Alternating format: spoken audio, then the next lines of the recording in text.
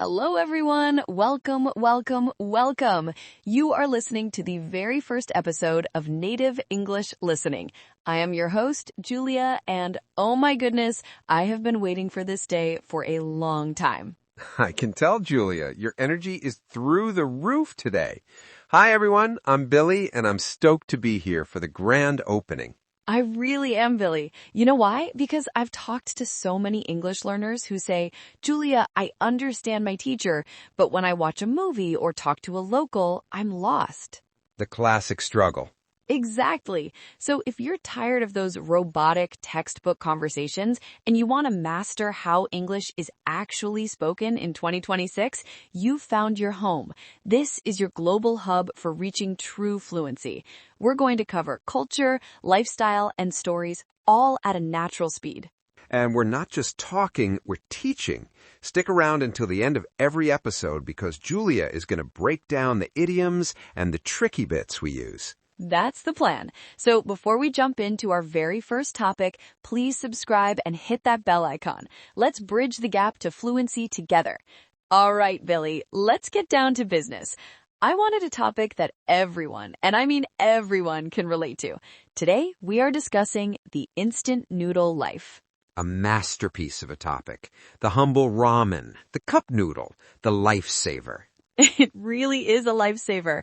Billy, take me back. When was the time in your life when you ate the most instant noodles?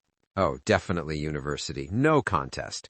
I lived in a tiny dorm room. I had a bank account balance of about $4, and I had a microwave. That was my entire kitchen.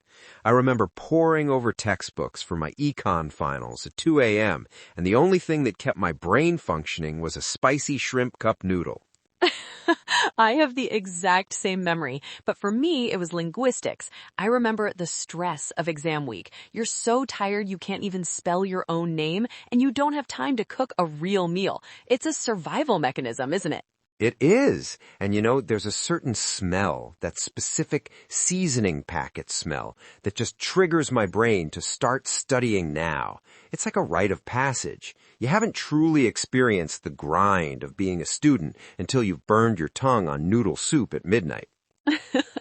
Oh, the burned tongue. That's the worst. But Billy, let's talk about the art of it, because you can't just eat them. You have to prepare them.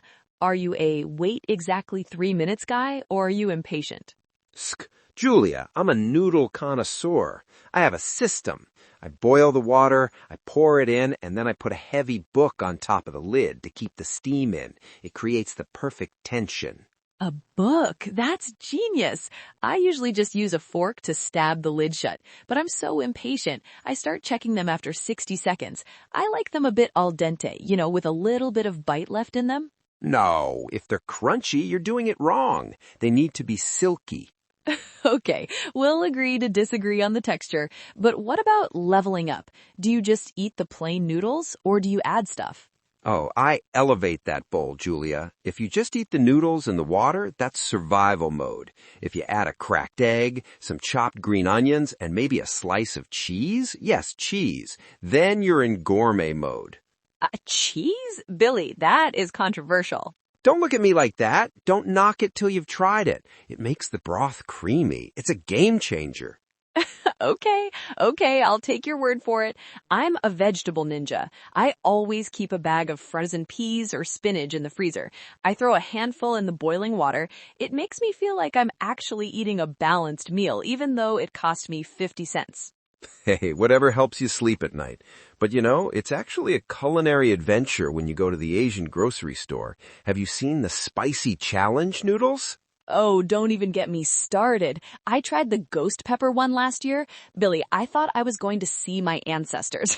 My ears were ringing, my nose was running. It wasn't a meal, it was a physical assault. But that's the thing. It's a comfort food for some and a dare for others. And it's so global. I've seen people in London eating them with toast and people in Indonesia eating them with rice. Rice and noodles? That's a lot of carbs. But hey, it's the ultimate fuel for a long day.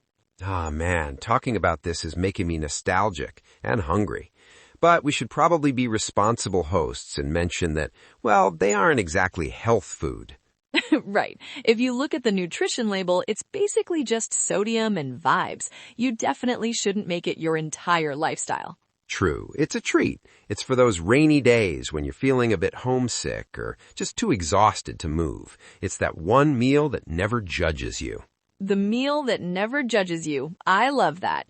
Well, Billy, thank you for coming on and sharing your very interesting cheese noodle secrets with us. Anytime, Julia. I'm going home to put some cheddar in a bowl of ramen right now. Bye, everyone. Bye, Billy. Wow, what a fun conversation. Billy always makes me laugh. Now, for the most important part of the episode for your learning, the clear explanations. I'm going to walk you through the phrases we use today, including some of those tricky idioms. The first one is through the roof. In the beginning, Billy said my energy was through the roof. When something is through the roof, it means it is at a very high level.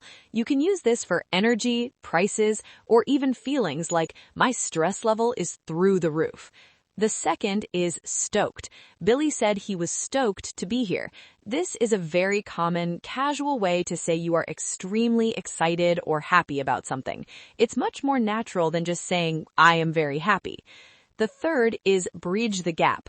I mentioned this in the intro.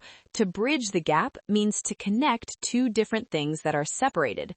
We want to connect your current English level to native-like fluency. The fourth is poring over textbooks. I mentioned poring over my linguistics notes. This means to study or read something very, very carefully for a long time. You aren't just reading, you are poring over it. The fifth is the grind. Billy talked about the grind of being a student. The grind refers to hard, repetitive, and often tiring work. When you are studying for 10 hours straight, that is the grind. The sixth is survival mechanism, a behavior or tool someone uses to get through a difficult time. For students, noodles are a survival mechanism for their budget. The seventh is a rite of passage. This is an event that marks an important stage in someone's life. Moving out and eating cheap food is a rite of passage for young adults. The eighth is elevate. Billy said he elevates his noodles. This means to take something simple and make it better or higher in quality. The next is the idiom, don't knock it till you've tried it. This means don't criticize something until you have actually tried it yourself. Billy uses it to defend his cheese in noodles habit. The next is see my ancestors. I used this when talking about spicy food. It's a funny, dramatic way to say something was so spicy or painful that you felt like you were going to faint or pass out and meet your relatives from the past. The 11th is culinary adventure, a fancy or funny way to describe a cooking experience, especially one that is new or risky. And the last is comfort food, food that provides a feeling of well-being or nostalgia. It's the food you want when you are sad, tired, or homesick. And there you have it, a full list of expressions to help you sound more natural. I want to hear from you now. What is your go-to instant noodle hack? Leave a comment below. Don't forget to subscribe and hit that bell so you never miss a lesson. Let's bridge the gap to fluency together. I'm Julia, and I'll see you in the next one.